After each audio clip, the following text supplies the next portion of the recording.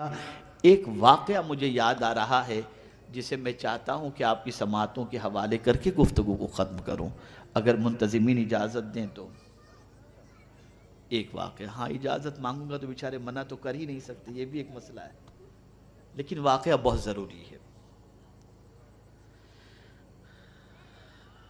واقعہ دراصل یہ ہے کہ رسول رحمت صلی اللہ علیہ وسلم تشریف فرما تھے۔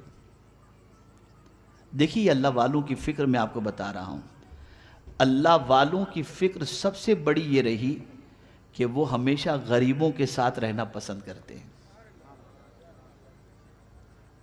ان کا کھانا غریبوں کے ساتھ، ان کا اٹھنا غریبوں کے ساتھ، ان کو غریب بہت پسند رہے۔ اور آج ہماری سوچ اتنی بدل گئی کہ ہمیں غریب پسند ہی نہیں ہے، چاہے سگا بھائی ہی کیوں نہ ہو۔ میں تھوڑا سا تھوڑی سی سوچ درست کر دوں۔ رسول رحمت صلی اللہ علیہ وسلم تشریف فرما تھے، ایک غریب صحابی تشریف لائے، ایک دم غریب۔ آقا کریم صلی اللہ علیہ وسلم ان سے گفتگو فرما رہے تھے، اتنے میں حضرت جبریل امین علیہ الصلاۃ والتسلیم تشریف لائے۔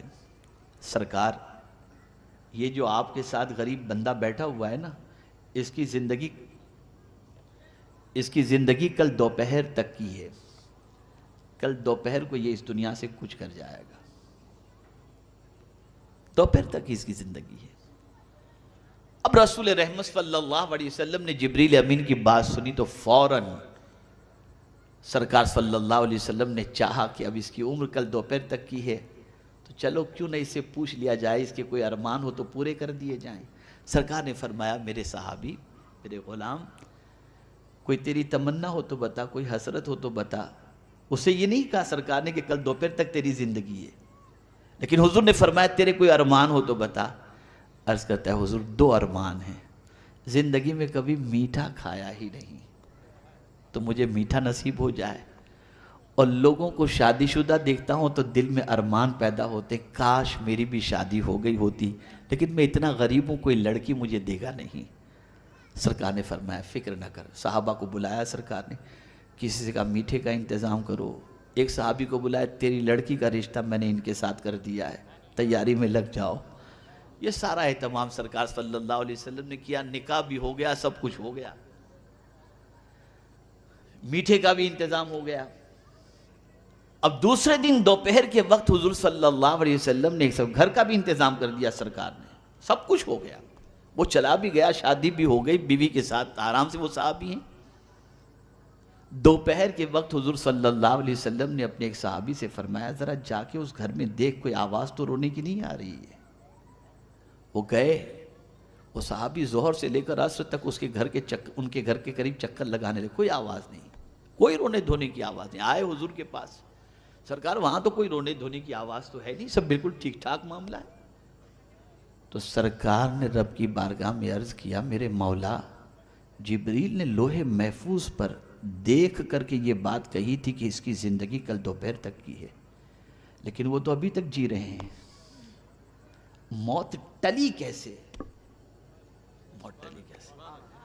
تو سرکار صلی اللہ علیہ وسلم سے رب نے فرمایا، میرے محبوب، تقدیر میں تو میں نے لکھ ہی دیا تھا کل دوپہر تک، لیکن جب اس کے سامنے میٹھا آیا، اسی وقت میں نے ایک سائل کو دروازے پر بھیجا کہ جا کر کے اب میرے نام پر اس سے مانگ۔ جب اس سائل نے اس سے مانگا، اللہ کے نام پہ دے، زندگی بھر اس نے میٹھا نہیں کھایا تھا، لیکن میرے نام پر جب میٹھا مانگا گیا، اٹھا کر سارا میٹھا اس غریب کو دے دیا۔ تو غریب نے جاتے ہوئے یہ کہا، اللہ تیری جوڑی سلامت رکھے اور ڈھیر سارے تجھے بچے عطا فرمائے، میں نے اس غریب کی دعا کی وجہ سے اس کی موت کو ٹال دیا۔ میرا یہ ایک ایسا اہم موضوع ہے، زندگی رہی تو میں صرف غریبوں کی اہمیت پر آپ کو بتاؤں گا،